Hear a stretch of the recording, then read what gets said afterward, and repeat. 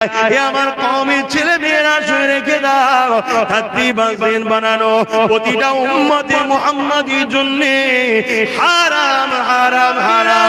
কয়েকদিন পরে 1 জানুয়ারি আসছে 31 ডে। ওই রাতকে কেন্দ্র করে তুমি 100 নারীরা তারা গান বাজনা মদ জুয়া গেজা এমনকি ওই রাত্রি হাজারো নয় অনেক নারীর ইজ্জত প্রসদিদা পর্যন্ত নষ্ট হয়ে যায়। একটা নারীর কাছে তার আল্লাহ দেওয়া সব থেকে দামি সম্পদ হলো তার সতীদা। ওই সতীদাটাকে এইরকম বিশেষ বিশেষ দিন আছে, এই দিনে নষ্ট করে দেয়। এ আমার কওমের ছেলে মেয়েরা শুনে রেখে দাও, 30 বানানো প্রতিটা উম্মতে মুহাম্মাদির জন্য হারাম হারাম হারাম। ওই দিন উদ্দেশ্য করে খানা খেলে ওই খাবারটা খাওয়া তোমার জন্য হারাম। ওই শরীরে রক্তটা হারাম হবে, ওই রক্ত দিয়ে কখনো তোমার মাথায় ঢুকবে না। মসজিদটাকে বাঁচাতে গেলে কাকে সাপোর্ট করতে হয়, ওই রক্ত দিয়ে কখনো তোমার মাথায় ঢুকবে না। কবরস্থানের জন্য রক্ষা করতে গেলে কার পাশে থাকতে হয়, ওই হারাম খাবারকে তোমার রক্ত শরীরে ঢুকে গেলে আল্লাহর ওলিদের বাচ্চাদের সঙ্গে কিভাবে কথা বলতে এটা তোমার মাথায় ঢুকবে না। নবী আমার জানিয়ে দিলে আমার মাহবুবদের ঘরে যারা আঘাত দেবে, আল্লাহর ওলিদেরকে যারা আঘাত দেবে কষ্ট দেবে, তাদের ঘরে যারা গালিগালাজ করবে কটূক্তি করবে তাদের জন্য 3টে শাস্তি এখনো দুনিয়ায় যতদিন থাকবে শুধু নেই নেই নেই অভাব অভাব অভাব বাবা। দ্বিতীয় নম্বর হলো তার যেখানেই যাবে সে সম্মান পাবে না, সে বুঝতেই পারবে না, এমন কিছু কিছু করে ফেলবে। সে যদি নিজে থেকেই হয়ে যাবে, সে হয়তো চাইবে না এটা ঘটুক, কিন্তু তাকে আল্লাহ যদি করে দেবে। 3 নম্বর হলো সব থেকে জঘন্য তার মরণটা বেঈমান হালে হবে। এই যুবকদের বলে দিয়ে যায়, বাপেদের মায়েদের বলে দিয়ে যায়, রক্তের গরমে এমন কোনো কাজ করে ফেলবেন না, আল্লাহর অভিশাপে পড়ে যান, ইমানটা বরবাদ হয়ে যায়, জাহান্নামী না হয়ে যায়। সাথে সাথে এটাও বলি আমার মা বোনেদেরকে, দুনিয়া আপনাকে অনেক কালচার বলতে পারে, অনেক হয়তো বলবে ইসলাম নারীদেরকে স্বাধীনতা দেয়নি, তাদের শিক্ষার অভাব, নাই জ্ঞানের অভাব, নাই তাদের মানুষত্ব বলেই কিছু নাই। কেননা ইসলামই একমাত্র আমি মনে করি নারীদের মানে যে সম্মান দিয়েছে ওই সম্মানে 1 জাররা পরিমাণ পৃথিবীর কেউ দিতে পারেনি। এই যুবকেরা একটা কন্যা সন্তান যখন হয় পৃথিবী তখন মুখ ছিটকে যায়, সবার মনটা খারাপ হয়ে যায়, নারী হয়েছে নারী হয়েছে নারী হয়েছে। 1000 বছর আগে যখন ইসলাম দেখে মানত না, এক আল্লাহকে যারা মানত না, যেমন করে পাথরের উপাসনা করত, তারা নারী জন্ম নিলে জেন্ত জেন্ত মেরে দিত। কিন্তু ইসলাম যখন চলে এলো, আমার নবী যখন আসলো ইসলামের মেসেজ দিতে, তখন কি জানিয়ে দিল, কারো ঘরে যদি নারী সন্তান হয় এর মানে হলো এই বাপটাকে জান্নাত এবং শান্তি খবর দেয়। এই যুবকেরা যাদের ধারণা ছিল নারী অশুভ, নারী হত্যা করে দিতে হয়, নারীদের সমাজে কোনো মর্যাদা না, নারী তো শুধু ভোগের জিনিস, নারী শুধু কাজ করবে খেদমত করবে, তার কোনো ইজ্জত আবরু না, তার কোনো সম্মান নাই, তার কোনো অধিকার নেই, কথা বলার স্বাধীনতা নাই। কিন্তু ইসলাম জানিয়ে দিল নারী আর পুরুষ তোমরা একে অপরের সমান, পুরুষের জামা হলো নারী, নারীর জামা হলো পুরুষ। আসল আলোচনার মাহফিল তো এই জন্যে করা হয় যাতে করে আমরা বারবার শুনে পরিবর্তন হয়ে যায়। বলুন আলহামদুলিল্লাহ। আল্লাহ চাইলে আমরা তো আস্তে আস্তে অনেকটাই পরিবর্তন হচ্ছি, আল্লাহ যেন আরো করে। বলুন আমি। এই নওজওয়ানেরা আল্লাহ নবী যা আদেশ করেছে, নবী আমার যা নিষেধ করেছে, নিষেধকে ছেড়ে দেওয়া যেমন আমাদের দায়িত্ব, নবীর আদেশকে মেনে নেওয়াটা তেমন আমাদের দায়িত্ব। কোন নেতা কি আদেশ করলো ওটা আগে নয়, কোন পীর সাহেব কি আদেশ করলো ওটা আগে নয়, কোন ইমাম কি আদেশ করলো ওটা আগে নয়, কোন লিডার কি আদেশ করলো ওটা আগে নয়, কোন মন্ত্রী কি আদেশ করলো ওটা আগে নয়, বাপ মা কি আদেশ করলো ওটা আগে নয়। এই যুবকেরা আমি আব্বাস সিদ্দিকও কি আদেশ করলাম ওটা কোনোটা আগে নয়। আমার আদেশটা যদি নবীর আদেশের পক্ষে হয় তবেই মেনে নিতে হবে, আমার কথাটা যদি নবীর পক্ষে হয় তবেই মেনে নিতে হবে। আমার মুখ থেকে কথাটা কিন্তু আদেশটা যদি রসুলের হয় তবেই মেনে নিতে হবে। পীর সাহেবের কথাটা যদি রসুলের কথাই হয় তবে মেনে নিতে হবে। ইমামের কথাটা যদি রসুলের কথা হয় তবেই মেনে নিতে হবে। লিডারের কথাটা যদি নবীর কথা হয় তবেই মেনে নিতে হবে। যদি লিডারের কথাটা, বাপমানের কথাটা, পীরের কথাটা নবীর কথার বেখিলাফ হয়ে যায়, সে যত বড়ই নেতা, পীর সাহেব হোক না কেন, লিডার হোক না কেন, তার কথা ইসলামে মানা হারাম, চলবে না। দুধের ময়দানে জড়িয়ে আল্লাহ নবীকে ভুলে যেও না গো, নবী পাকের আদেশের বিরোধী করো না গো, নবী পাকের নিষেধ গুলোকে তোমার জীবনে ধরে নিও না গো। কেননা এই দুনিয়া দুদিনের মেহমান তুমি আমি গো, আমার রাসূলের দেয়া আপন কেউ নাই। আল্লাহ তোমার আমার জন্য নবী পাককে বড় দয়ালু করে পাঠিয়েছে গো। ওমার সাল্লাকা ইল্লা রাহমাতাল লিল আলামিন। আল্লাহ আমার নবী পাককে তামাম আলমের জন্য দয়া করেছে।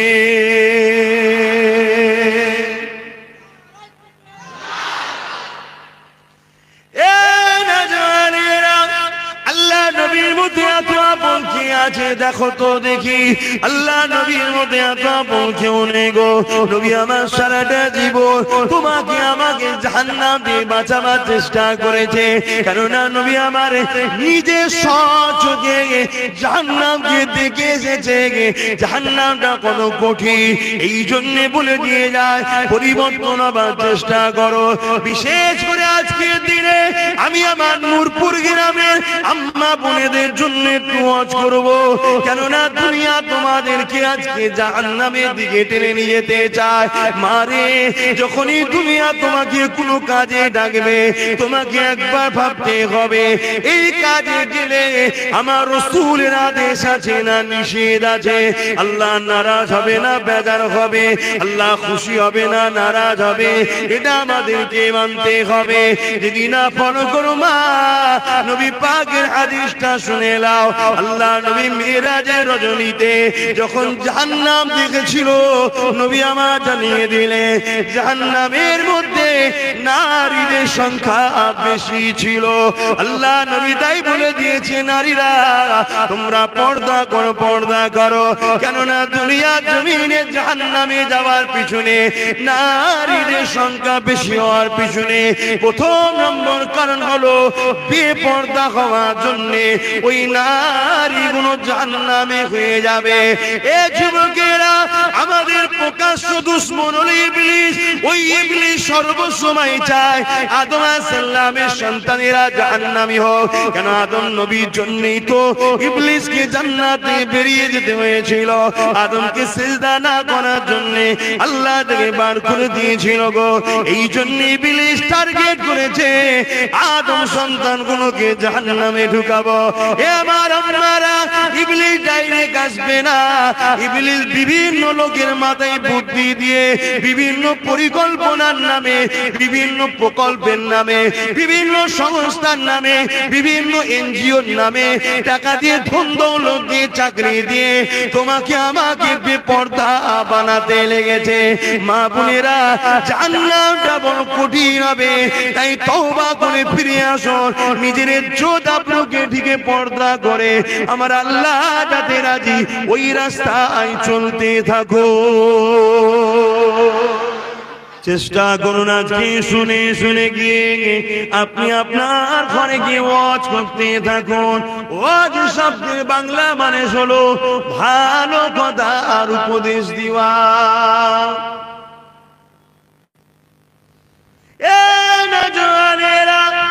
তুমি যদি তোমার আব্বাকে বুঝাতে পারো, তুমি যদি তোমার আম্মাকে বুঝাতে পারো, তুমি যদি তোমার স্ত্রীকে বুঝাতে পারো, তুমি যদি তোমার স্বামীকে, বোনকে বুঝাতে পারো, তোমার বোঝানোতে যদি তোমার আম্মা, তোমার স্ত্রী, তোমার বোন আল্লাহ আল্লাহ নবী রাস্তা ধরে নাই, এই বুঝানোর দরুন তারা যতদিন নেক কাজ করবে তার সওয়াবটা আল্লাহ তোমাকেও দেবে।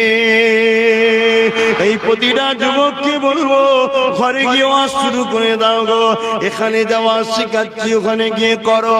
আম্মাকে বলো আম্মা এই মুখমণ্ডল ছাড়া, হাতের গাঁটের বাইরে অংশ ছাড়া, পায়ের গাঁটের বাইরে অংশ ছাড়া, বাকি জায়গাটা ঢিলে ঢালা কাপড় ছাড়া, স্বামী ছাড়া অন্য কারো সামনে প্রকাশ করা যাবে না।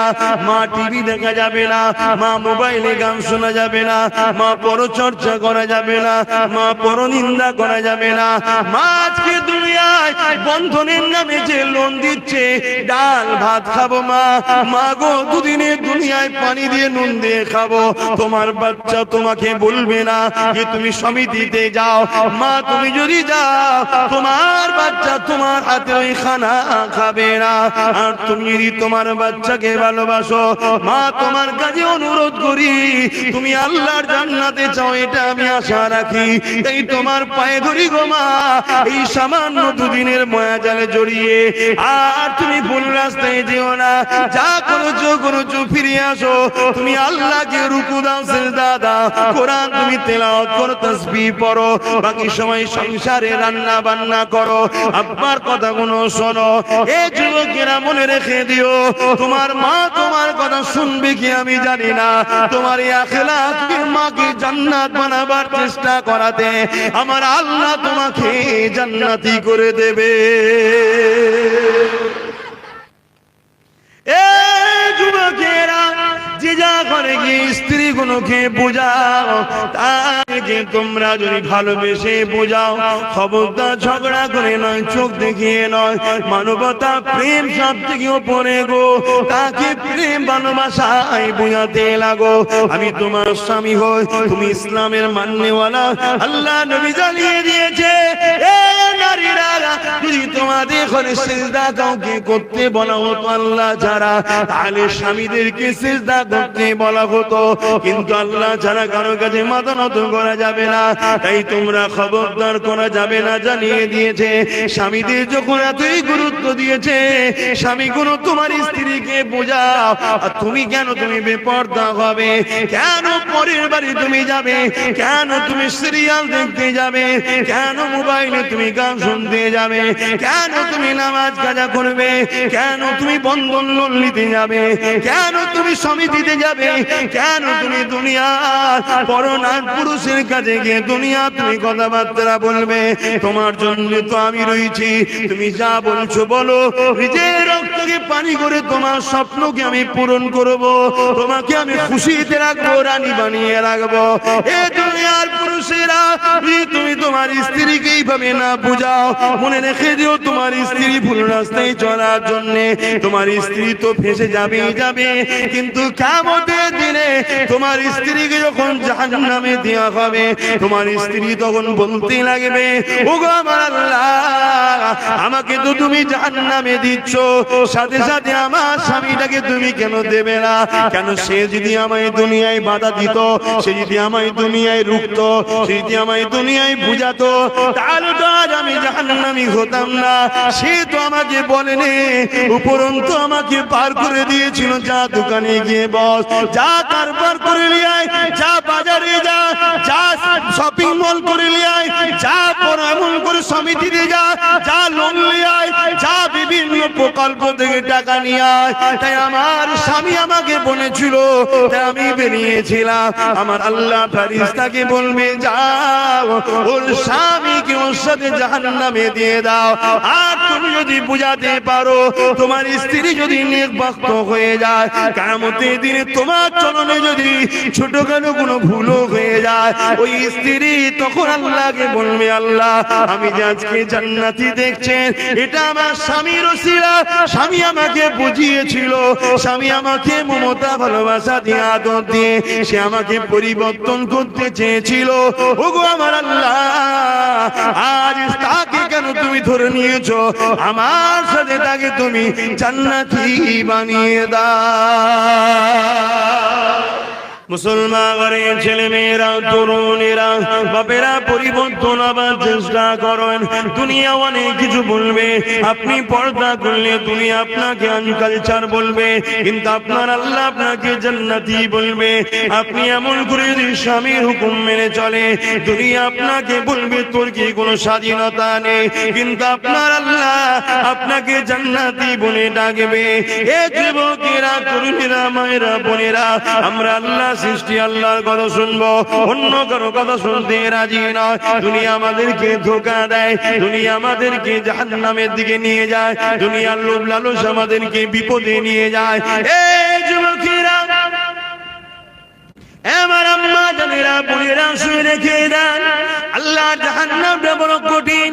দুনিয়ায় যে আপনাকে অনেক কিছু বলবে, সে কিন্তু আপনার সঙ্গে জাহান্নামের শাস্তি ভাগ নেবে না। সে আপনাকে কেমন করে রূপ যৌবন দেয় নে, সে আপনাকে সৃষ্টি বানায় নে। বিশেষ করে আমার আম্মা গুলোকে বলে যায়, এই সমাজে আপনার কোলে সন্তান কে দিল? দুনিয়ায় আপনার সন্তান আল্লাহ দিয়েছে। যদি আপনার সন্তান না আল্লাহ দিত, সমাজ আপনাকে অনেক ছোট বড় কথা বলতো, শ্বশুর শাশুড়ি স্বামী আপনাকে অনেক বড় কথা বলতো, কিন্তু আল্লাহ আপনার মাথা হ্যাট করে দেয়নি। আল্লাহ আপনার কুলকে ভরিয়ে দিয়েছে। আমার আম্মা, আল্লাহ দিয়া নিয়ামত দিয়ে আল্লাহকে ভুলে যাবেন না। আর আমার ওই বোনগুলোকে বলবো, যাদেরকে আল্লাহ সুস্থ পা দিয়েছে, সুস্থ হাত দিয়েছে, সুস্থ চেহারা দিয়েছে, সুস্থ চোখ দিয়েছে, আল্লাহ খুদ দেয়নি। আল্লাহ যদি প্যারালাইসিস করে দিত, দুনিয়ার কেউ তোমাকে পছন্দ করতো না। আল্লাহ যদি তোমাকে চোখে কানা করে দিত, দুনিয়ার কেউ তোমাকে পছন্দ করতো না। আজকে আল্লাহ তোমাকে সব কিছু দিয়েছে, তা দিয়া জিনিস নিয়ে তুমি আল্লাহর বিরুদ্ধে লাগাওনি। তোমার জীবনে মাকসাদ একটাই হবে, আমার আল্লাহ দিয়েছে, আমার আল্লাহর রাস্তায় চালাবো। যে কাজ করলে আল্লাহ খুশি হয় সে কাজ করব। আমি আমার স্বামীর জন্য, অন্য কারো জন্য নয়। আমি দুনিয়া জমিনে কোরআন পড়বো এই জবান দিয়ে, এই চোখ দিয়ে কোরআন দেখবো, এই চোখে স্বামীকে দেখবো, এই চোখে মা বাপকে দেখবো, এই চোখে আমার সন্তানকে দেখবো। এইভাবে তুমি চলার চেষ্টা করো। দুনিয়া তোমাকে অনেক কিছু বলবে, আয় ঘরের বাইরে চলে আয়, তোকে চাকরি দেবো, আয় ঘরে চলে আয়, তোকে সমাজের লিডার নেত্রী বানিয়ে দেবো, আয় চলে আয় দুনিয়ার বাইরে, তোকে টাকা দেবো, ধন দৌলত দেবো। মা বোনেরা, এই 500, 1000, 2000, 10,000 নিতে গিয়ে এমন একটা দিন বিপদ এসে যাবে, যেটা মায়ানমারে ঘটে গেল আপনার উপরে ঘটবে, যেটা বিভিন্ন জায়গায় ঘটছে আপনার উপরও ঘটবে। কিন্তু ঈদে আপনাকে বাঁচাবার কেউ থাকবে না। কিন্তু আপনি যদি দুনিয়া জমিনে আম্মা জান হযরত হাজেরা থেকে শিক্ষা নিয়ে যান, তাহলে দুনিয়ার কোনো শক্তি আপনাকে কখনো বিরোধী করতে পারবে না। আম্মা হাজেরা কে ছিলেন? আব্বা জান হযরত ইব্রাহিম আলাইহিস সালামের স্ত্রী ছিলেন। বিবাহের আগে যখন তিনি এমন করে যৌবনে পা দিলেন, যখন নতুন যৌবনে তিনি পা দিয়েছেন, এই যুবকেরা, ওই দেশের এক রাজা ছিল, যে রাজা বড় জালিম রাজা ছিল, তার চরিত্র বড় খারাপ ছিল। সে সতীদা নারীগুলোর ইজ্জত গুলোকে লুটে লুটে লুটে লুটে বেড়াতো। কেউ তার বিরুদ্ধে কথা বলতে পারত না। তার পাওয়ারের জোরে মানুষ যখনই কথা বলতো, তাদেরকে কতল করে দিত, জেলে দিত। এই সময়তে ওই রাজার কাছে এমন সময় একজন মহিলা এসে খবর দিল, এ রাজা মশাই, তোমাকে এমন একটা মেসেজ দেবো, যে মেসেজটা শুনে তুমি অবাক হয়ে যাবে। তুমি জমিনে অনেক নারীর ইজ্জত লুটেছো, অনেক নারীর সুবিধা নষ্ট করেছো, অনেক নারীর জীবনকে তুমি নষ্ট করে দিয়েছো, কিন্তু তোমাকে আজকে এমন একটা নারীর ঘোষণা দেবো, যে নারীটাকে তার বাপ ছাড়া দুনিয়ার কোন পুরুষ চেয়ে দেখেনি। পুরুষ হিসাবে একজনই দেখেছে, তাকে তার বাপ, আর কেউ দেখে। কি গো, দুনিয়ায় এরকম মেয়ে আছে আজকের দিনে? কত পবিত্র নারী ছিলেন, তাই তো আল্লাহ তাকে দিচ্ছে কার সাথে? নবী ইব্রাহিম আলাইহিস সালামের সাথে। তার পেট থেকে সন্তান বেরোচ্ছে কে?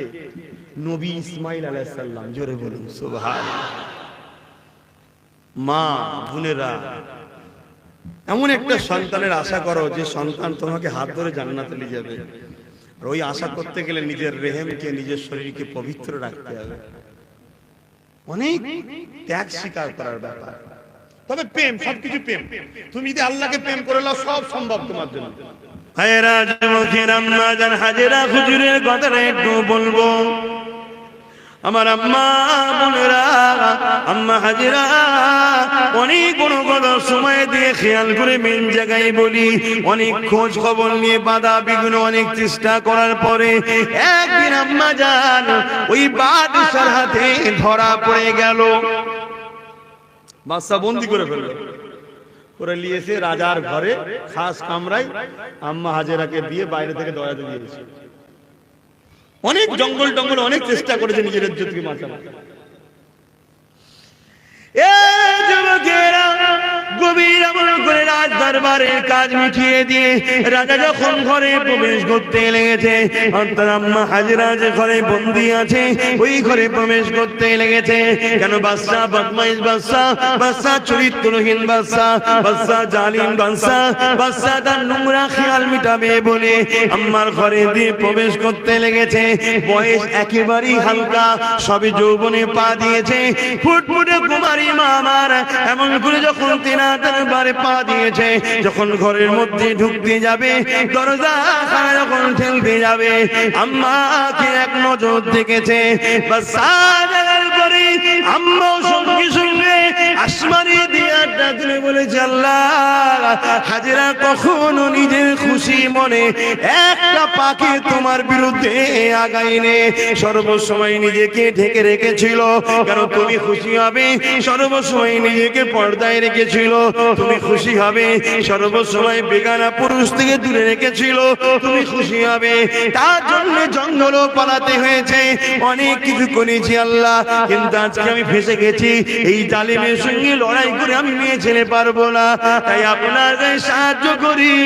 এই অসহায় সময় আপনি আমার জন্য যথেষ্ট, আমি তো আপনার জন্যই করেছিলাম।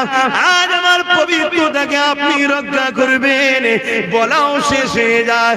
আম্মা দেখতে পেলেন আমার আল্লাহ সাইয়ুল কাদির, তিনি কি না পারে ওই রাজার ঘর, মার্বেল মকমল লাগানো দামি ঘর, রাজার ঘর, ওই পাকা জমিনের উপরে দেই আমার আল্লাহ রাজাকে এক হাঁটু পরিমাণ পুঁতে দিল।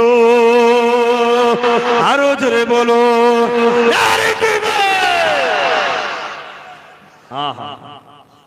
এই স্বপ্ন দেখো আমার আম্মা বোনেরা, কি শান, কি মর্যাদা, কত বড় রাজা। হাত জড়ো করছে কার কাছে? পুঁতে গেছে, হাত জড়ো করছে কার কাছে? আম্মা জান হাজেরা হুজুরের কাছে। তুমি আমায় মাফ করো, আমি ভুল হয়ে গেছি। আল্লাহ ওয়ালাদের মন নরম হয়। আল্লাহ যখন বান্দা তোমার বুঝতে পেরেছে আমি মাফ করে দিলাম, তুমি মাফ করে দাও, অটোমেটিক আবার উঠে গেল। আল্লাহকে জমিন থেকে তুলে দিল, ও আবার বাইরে চলে গেলেন ঘরে। কিন্তু শয়তানের খেয়াল, তো শয়তানের খেয়াল ব্রেনে আবার অসুবিধা এসছে, ও ফিরে আসা তো সহজ নয়। আল্লাহ আমাদেরকে হেদায়েত করুক, বলুন আমিন। শয়তানের খেয়াল আবার দেখেছে এক ঝলক। আম্মাকে সেই সময় আম্মা মানে অদ্বিতীয় দেখতে ছিলেন। আল্লাহ পাক এত সুন্দর তিনাকে বানিয়েছিলেন, বলুন আল্লাহুম্মা আমিন, বলুন আলহামদুলিল্লাহ। তো ভাইয়েরা আমার, তো বদমাইশ আবার গেছে, যখনই গেছে আম্মা আবার হাত তুলেছে, আল্লাহ আপনি আমায় সাহায্য করুন। এক কোমর পর্যন্ত বলুন সুবহানাল্লাহ, বলুন না সুবহানাল্লাহ। ও আবার বলছে, হাজেরা আমায় মাফ করে দিন। আম্মা আবার মাফ করে দিয়েছে। আল্লাহ ওয়ালাদের আদর্শ হলো এটা, যদি কেউ তার কাছে ভুলও করে ফেলে ক্ষমা চাইলে ক্ষমা করে দেয়। বাপেরা, নওজওয়ানেরা, আম্মারা, বোনেরা, ওই সময় দেখা যায় আম্মা হাজেরা যখন মাফ করে দিল, আল্লাহ পাকে দোয়া জানিয়ে দিলেন, ও রব্বি আল্লাহ ক্ষমা চেয়ে নিয়েছে, মাফ করে দেন আল্লাহ। মানুষই তো ভুল করে ফেলে, সঙ্গে সঙ্গে আবার আল্লাহ জমিন থেকে তাকে তুলে দিল। হতভাগা বদমাইশ নিজের নফসকে দমন করতে পারে না, আবার প্রবেশ করেছে ঘরে। ওই সময় মা বারা তুমি আল্লাহ আমাকে আপনি বাঁচান, আপনি ছাড়া কেউ নেই। এবারে আমার আল্লাহ এক বড় পরিমাণ এই জালিম বাদশাকে জমিনে পুঁতে দিয়েছে। ও যুবকেরা, নওজওয়ানেরা, মায়েরা আম্মারা বোনেরা নিজেকে পবিত্র রাখে, নিজেকে আল্লাহর উপরে সুপেদা, নিজেকে কোরআনের মধ্যে রাখে, নিজেকে নামাজের মধ্যে রাখে। যদি আপনার স্বামী দুর্বল কমজোর হয়, মারে রোজা রেখে রোজা রেখে রোজা রেখে কাটান, তথাপিও দুনিয়ার চক্রান্তে পড়ে পাপ রাস্তায় চলে যাবেন না। যদি আপনার স্বামী ইনকামও কম হয়, তার কাছে বড় বড় দাবি করবেন না, তাকে আপনি বোঝার চেষ্টা করেন। আর স্বামীদেরকে বলে যায়, আল্লাহ তোমাকে যে ইনকামটা দিচ্ছে বাইরে বাইরে ফালতু খরচ করার জন্য নয়, ওটা তোমার স্বামীকে তোমার স্ত্রীর জন্য, তোমার স্ত্রী দেখাশোনার দায়িত্ব তোমার।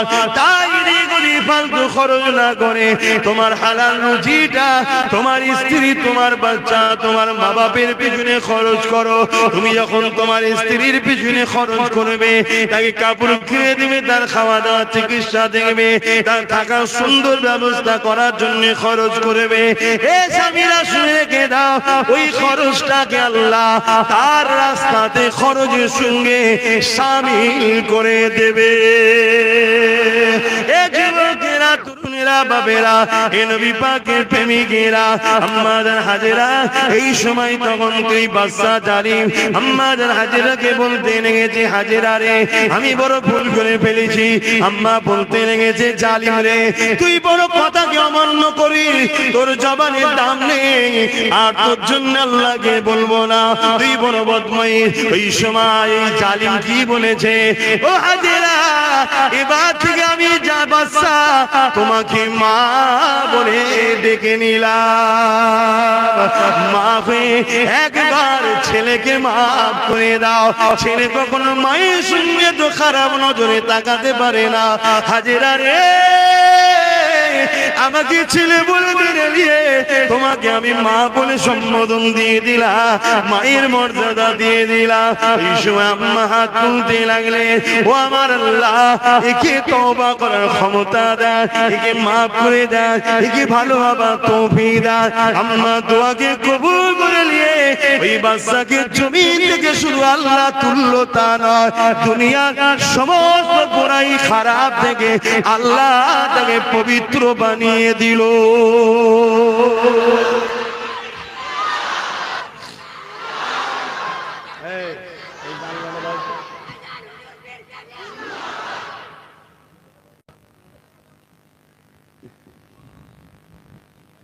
কি হবে আল্লাহ জানে, কি দুনিয়া এসে গেল, আল্লাহ মাফ করো।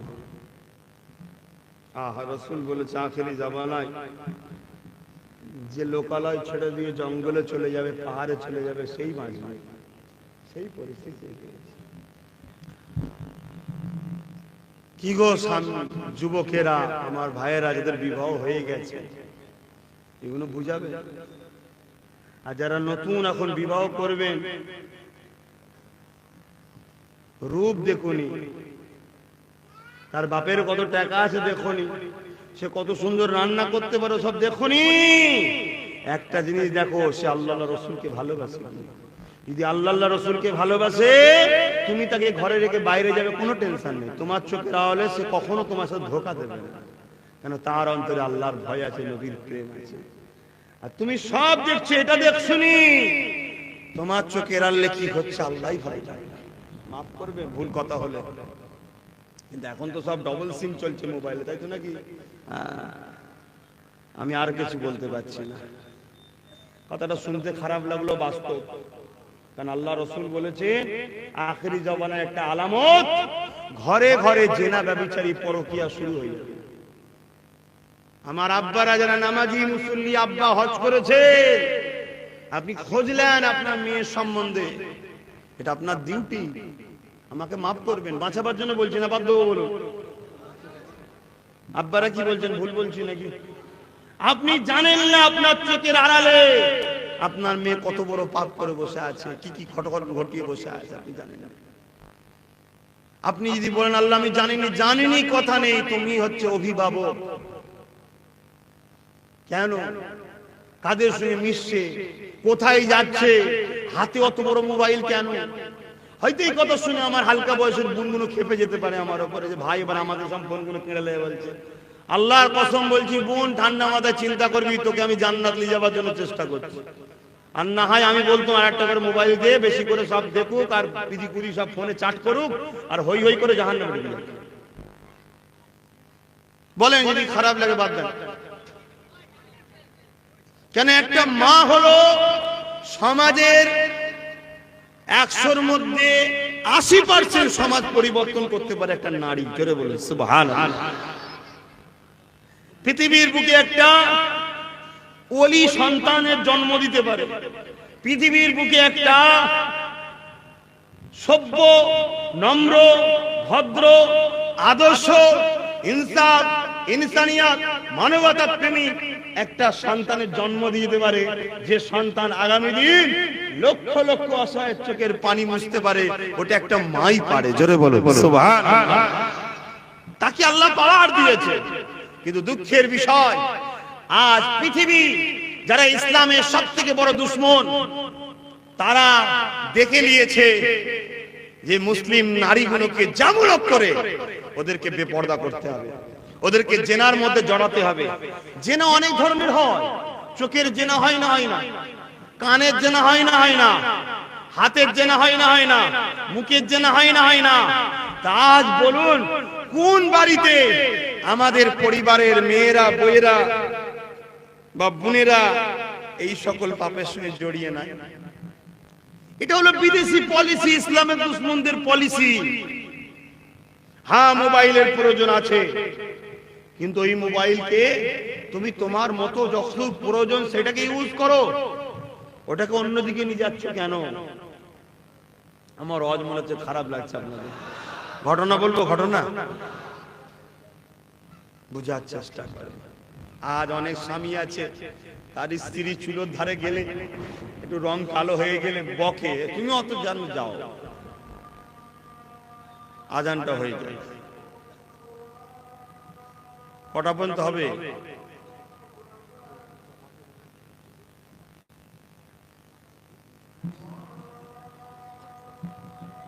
কটা পর্যন্ত হবে?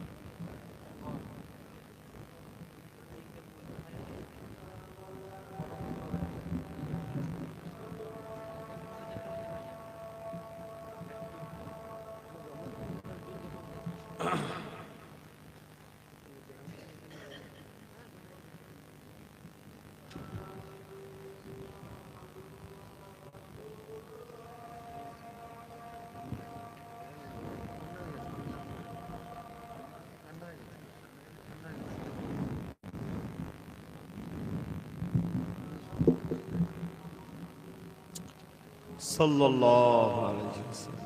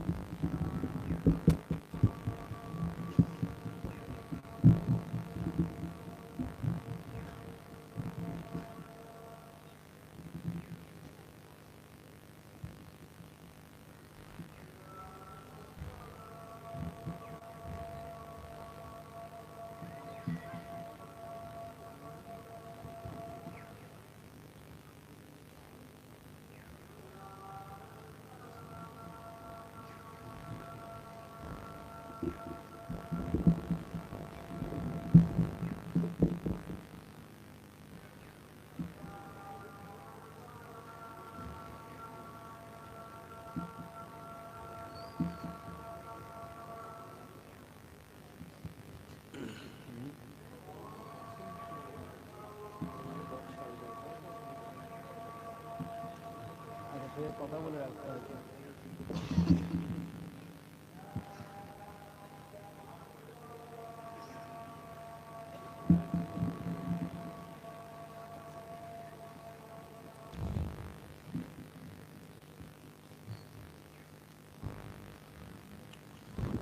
বাপ ভাই আমার, ইনারা কি আলোচনা করেছেন মসজিদে সেটা আমি জানি না, অনেক জায়গায় মাহফিলে যেসব জায়গায় হয়, ওই আজকের দিনের জন্য মসজিদের সঙ্গে কথা বলে রাখে যে 4টে পর্যন্ত মাহফিল হওয়ার কথা, তারপরে জামাত হবে। ইনারা কি বলেছে জানি না, তবে মাহফিল 4টে পর্যন্ত হবে, তারপরেও 40 মিনিট অফ থাকে আসরে। কথা বুঝে আসছে? আমরা নামাজ পড়বো, মসজিদের সঙ্গে কি বলেছে আমি তো বুঝতে পারছি না। অনেক অনেক জায়গাতে কথা বলে রাখে, এগুলো কথা বলে রাখতে হয়, কারণ আমরাই তো মুসল্লি, আমরাই নামাজি, আমরাই সবকিছুর আগে এলেম শিক্ষা করা। সবকিছুর আগে কি? এলেম। নামাজ, রোজা, হজ, যাকাত, দান, খায়রাতের আগেও জ্ঞান শিখতে হবে, জ্ঞান, এলেম। আজকের দিনের জন্য যেসব জায়গায় মাহফিল হয়, খাস করে ওই দিনটার জন্য, আগে তো যখন রাত্রিরে মাহফিল হতো, অনেক সময় ঈশার নামাজকে পিছিয়ে দেওয়া হতো, অনেক জায়গায় হয়, আমাদের দরবারেও যখন জলসা হয় ঈশার নামাজকে খাস ওই দিনের জন্য পিছিয়ে দেওয়া হয় বা আগে করে দেওয়া হয়। কথা বুঝে আসছে? আজকে 4টে পর্যন্ত আলোচনা হওয়ার কথা, তারপরে ইনশাআল্লাহ আমরা নামাজ আদায় করব। দরুদ শরীফ, আল্লাহুম্মা সাল্লি আলা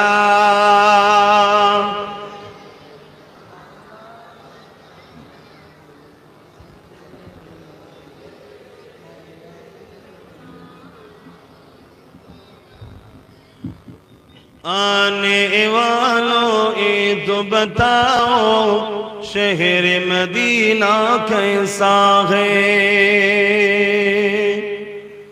आने वालों ये तो बताओ शहर मदीना कैसा है। सरे उनके कदमों में रख कर झुक कर जीना कैसा है। आने वालों ये तो बताओ शहर मदीना कैसा है।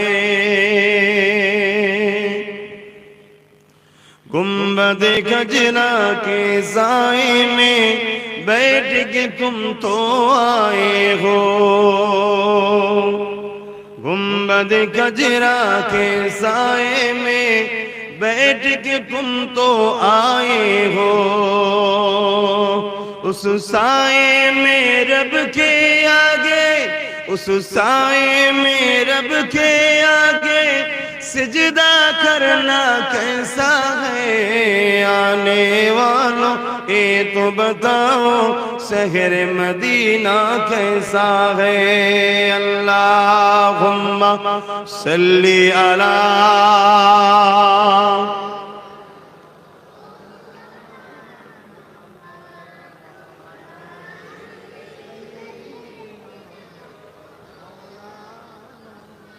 मुसलमान।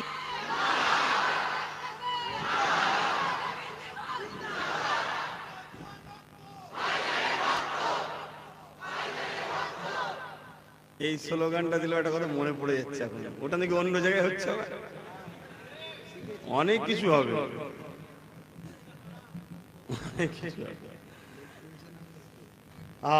যাক আল্লাহ সব মাফ করুন। তাহলে আমার আম্মা বোনেদের ঘরে ফিরে আসতে হবে।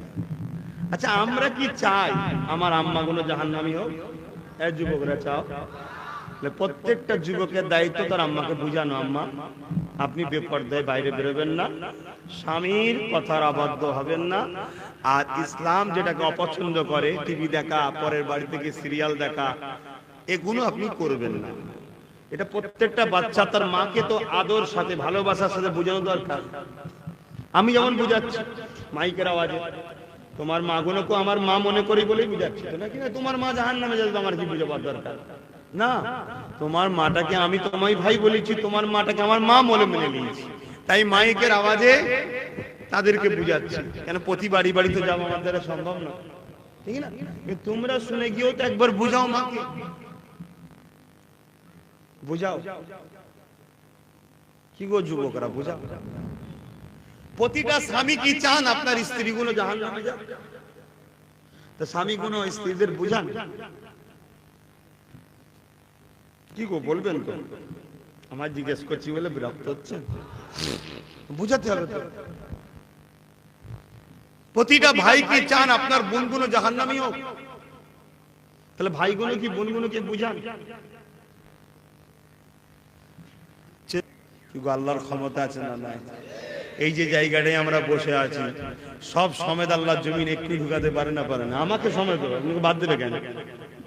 একসাথেই থাকবো, ওখানে যে জলসা শুরু করতে হবে। আল্লাহর কথা বলবো রে বাবা। আমি একদিন ভাবছিলাম বসে বসে, আমার জিন্দগিটা খারাপ নয়, বেশ ভালোই জিন্দগি।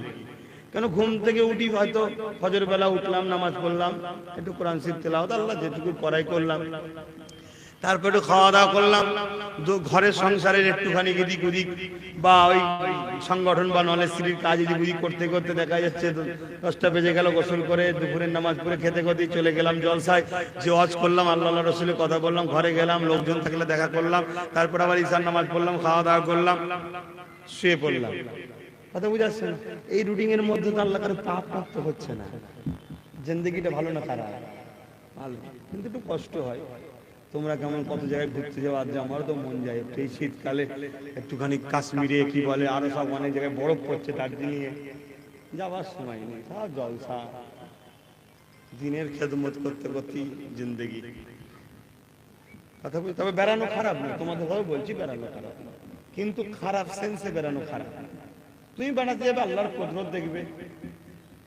কথা বুঝে আসছে? আল্লাহর কুদরত দেখতে দেখতে বড় মেয়ের দিকে তাকালে ওটা পাপ না? হ্যাঁ শুনি, এটা পাপ। এই চোখটা কে দিয়েছে? তুমি কেন দেখবে? হ্যাঁ একবার নজরে পড়েছে, মাথা হ্যাট করে দিলে। ওই মেয়েটাও ভাববে ছেলেটা ভালো, আর তুমি যদি ভালো ভালো করে দেখো বলি কি হ্যাঁ এই হাসবেনে বোঝার চেষ্টা করো, বাস্তব না বাস্তব না কি? আর তুমি যদি নিজের এতে থাকো, আমার আল্লাহ আমার জন্য যথেষ্ট। আর দ্বিতীয় নম্বর কথা, যাদের বিবাহ হয়ে গেছে তাদের তো আরো সাবধান। বিয়ে হয়নি তবুও একটু ফিসিলিটি দিক ওদিক কি হবে না হবে জানি না, বিয়েওয়ালাদের তো আরো সাবধানে থাকতে হবে। কি গো এইসব কথা বলছি খারাপ? আরে এটাও তো শরিয়াত রে বাবা, সব শিখাতে হবে তো। নামাজ রোজা হজ যাকাত শিখতে দিলাম, হদ্দাম মাঠের জমিনে পানি দিলেন, আর আলগুলো কাটা রয়েছে ওটা বন্ধ করতে শিখাইনি, সব পানি বেরিয়ে গেল, বেকার হয়ে যাবে। এটাও তো শিখাতে হবে না? মনে হচ্ছে খারাপ লাগছে, তাহলে আমি একটু বয়স হয়ে যাক তারপর বলবো। কেন আপনারা ভালোবাসেন আমাকে, আর যে ভালোবাসা দিয়েছেন অবশ্যই আল্লাহ দিয়েছে, আপনারা মাধ্যম। এখন এই ভালোবাসা যদি হট করে কেড়ে নেন কষ্ট লাগবে না? তবে কাঁড়ার মালিককে আল্লাহকে ধরি, আপনাদের ধরি না তো, আমি ঠিক জায়গা ধরি। আল্লাহ ওইগুলোকে জুড়ে রাখো আমার সাথে। ও তুমি যতই চেষ্টা করো ভাইজান থেকে পালাবো, ঠিক মনে হবে একটু যাই না কেন, সেন্টার কি? যার ইশারায় গাছের পাতা লড়ে, যার ইশারায় সূর্য ওঠে, চাঁদ ডোবে, চাঁদ ওঠে, সূর্য ডোবে, যার ইশারাতে তোমাকে আমাকেও চলতে হয়। তিনাকে বলি আল্লাহ এগুলোকে জুড়ে রাখো, কারণ এইগুলোকে নিয়েই তো আগামী দিন পাওয়ার তৈরি হবে। তোমার কোরআনের উপরে, তোমার মসজিদের উপরে, দ্বীন ইসলামের উপরে যারা আঘাত দেয় তাদেরকে আল্লাহ প্রতিরোধ করার জন্যই তো চেষ্টা করছি। কি? তারপরে আমার ঘরের মেয়েরা পেটের জ্বালায় বাইরে খারাপ রাস্তায় চলে যাচ্ছে, যাতে করে পেটের জ্বালার সমাধানের ব্যবস্থা করা যায়, এইগুলোকে নিয়েই তো হবে। কি? আল্লাহ চাইলে সব হবে ইনশাআল্লাহ, ঠিক না বে? ঠিক গো। গাছ লাগিয়েছো, প্রথমবারে একটা ফল হয়েছে, গাছ কেটে বাদ দেবে নাকি? দাঁড়াও, আস্তে আস্তে বেশি ফল দেবে বলে অপেক্ষা করো, তাই তো নাকি? আল্লাহ করে সব হবে, বলো ইনশাআল্লাহ। বাপেরা ভাইরা, আমি যে কথা বলছিলাম আপনারা বুঝতে পারছেন? তাহলে বেড়াতে যাওয়া খারাপ না, অসিরো ফিল আরদ, জমিনে ঘুরো, আল্লাহ দেখো। তুমি যাবে সাগরের ধারে, বিশাল বিশাল তুফান, তোমার মনের মধ্যে এই বিশাল পানিটাকে কি লড়াচ্ছে, কার ইশারায় হচ্ছে, তুমি এটা ভাবো।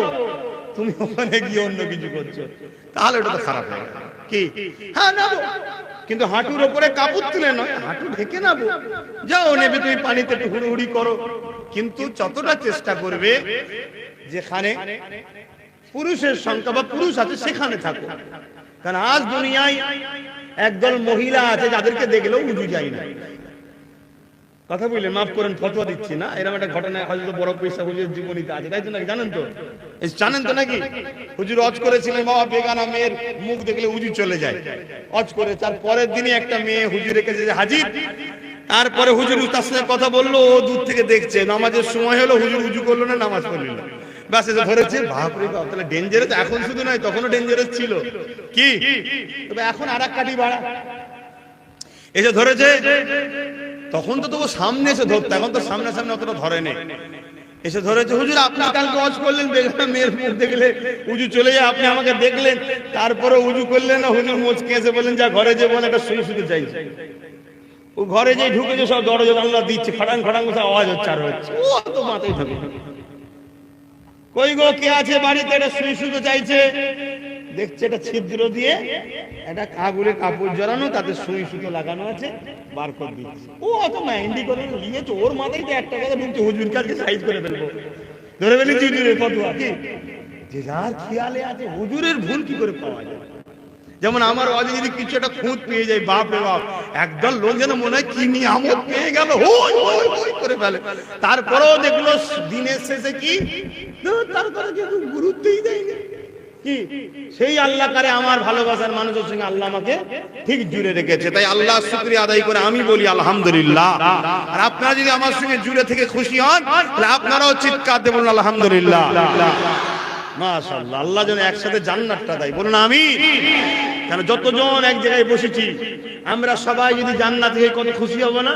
ওই যে সব দাঁড়িয়ে আছে আর আছে, গেঞ্জি পরে প্যান্ট পরে, হ্যাঁ লেবাসে ভুল আছে, কিন্তু ভেতরটা যদি ভালো থাকে, আল্লাহ ঠিক সময় লেবাস খুলে পায়জামা পাঞ্জাবি মাথায় টুপি দাঁড়ি হজ করি একদম ফিট চাকাচাক করে দেবে ইনশাআল্লাহ। ঠিক না বেটি?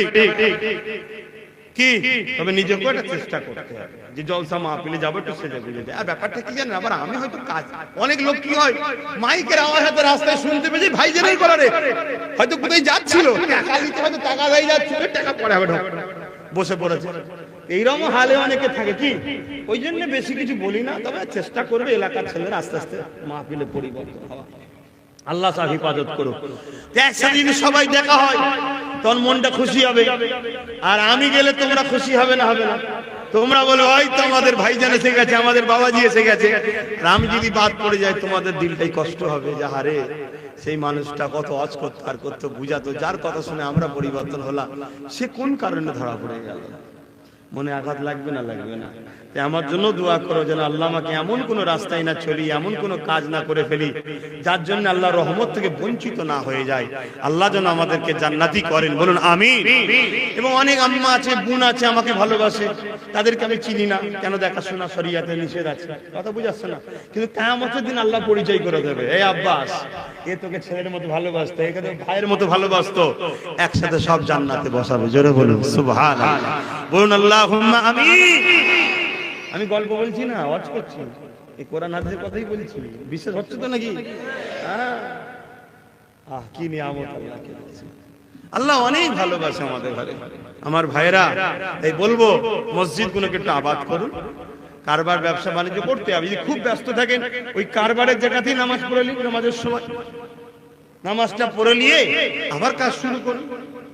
কি রোজার মাসে এক মাস রোজা রাখুন, এক মাস রোজা রাখুন, আর ওই রোজার মাসে যে যা নেশা করেন আস্তে আস্তে ছেড়ে দেবেন, গুটকা পান যে যা করেন আস্তে আস্তে ছেড়ে দেবেন।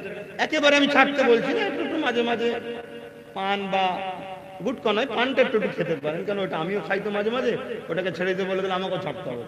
তুমি যেটা করো না অপরকে সেটা বলো না, ওটা তো আমি করি, তোমার শিখাবো কি করে? ওটা একটু একটু মাঝে মাঝে খাবেন, বেশি খাবেন না। কেন পানের পাতাতে আর চুনেতে উপকার আছে, সুপুরি জর্দাটা ক্ষতি, কিন্তু জর্দাটা না দিলে আবার কষ্ট কষ্ট লাগে, তারপরেও না খাওয়াটা ভালো। কি তো যাই হোক, নূরপুর তো একদম ঘরের জায়গা, ওই জন্য একটুখানি নিজের মনে করে আলোচনা। আমার আব্বারা কি খারাপ লিখছেন? আব্বা কি খারাপ লিখছেন? আমার আব্বাটাকে জিজ্ঞেস করছি যে ভেতরে ঢুকে পড়েছি, বেরোতেও পেয়েছি না, কি বলছি বলি, এরা মনে করছেন নাকি? কি করবো আব্বা, আপনার ছেলে আমাদেরই ভাই, আমিও আপনার ছেলে, বুঝাচ্ছি যে কি একসাথে হতে পারি, একসাথে জান্নাত যাব ইনশাআল্লাহ। বলুন চিৎকার দেবেন ইনশাআল্লাহ। আমার আল্লাহ রহমত করো না গজব করো, তাহলে আমরা জান্নাতে যাব, বলুন ইনশাআল্লাহ, বলুন ইনশাআল্লাহ। তবে জীবনে একটা মাকসাদ রাখবেন, আল্লাহকে খুশি করা, আল্লাহকে রাজি করা। গুনাহ হলে মাফ হয়, ইসলামের ক্ষতি হলে মাফ না। আপনার চলনে বলনে কথাতে স্লোগানে এমনটা না হয় ইসলামের ক্ষতি না হয়ে যায়। কথা বুঝে আসছে? এটা মনে রাখবেন। আল্লাহ আমাদের সকলকে বুঝার তৌফিক দিন। আর কথা বাড়াতে পারছি না, কারণ নামাজের ব্যাপার আছে। কথা বুঝে আসছেন না? আম্মা জান খাদিজা হুজুর কি বলে, হাজেরা হুজুরের কথাটা বলবো। নামাজটা পড়তে হবে তো। আব্বারা কি বলছেন ওটা বলবো, কিন্তু নামাজটা পড়তে হবে তো, নামাজের সময় আছে অবশ্য। আচ্ছা হুজুর আম্মা জানের কথাটা বলে দিই। হ্যাঁ হ্যাঁ হ্যাঁ আল্লাহ কালেমে লা ইলাহা ইল্লাল্লাহ লা ইলাহা ইল্লাল্লাহ লা ইলাহা ইল্লাল্লাহ লা ইলাহা নেই কেহ নেই আল্লাহ ছাড়া লা ইলাহা ইল্লাল্লাহ লা ইলাহা ইল্লাল্লাহ লা ইলাহা ইল্লাল্লাহ লা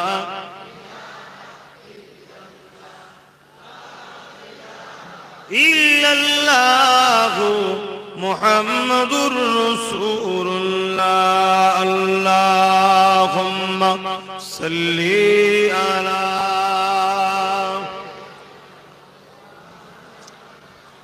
ওয়ালা আলি সাইয়্যিদিনা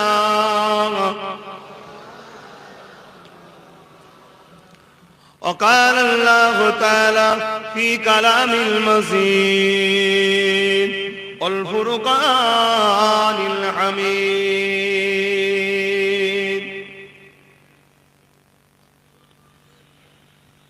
قل إن كنتم تحبون الله فاتبعوني يحببكم الله ويغفر لكم ذنوبكم والله غفور رحيم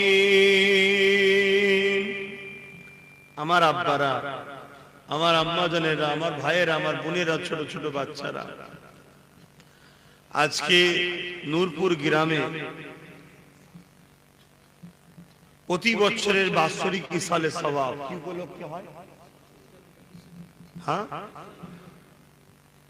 তামাম কায়নাতের নবী সরওয়ারে দু আলম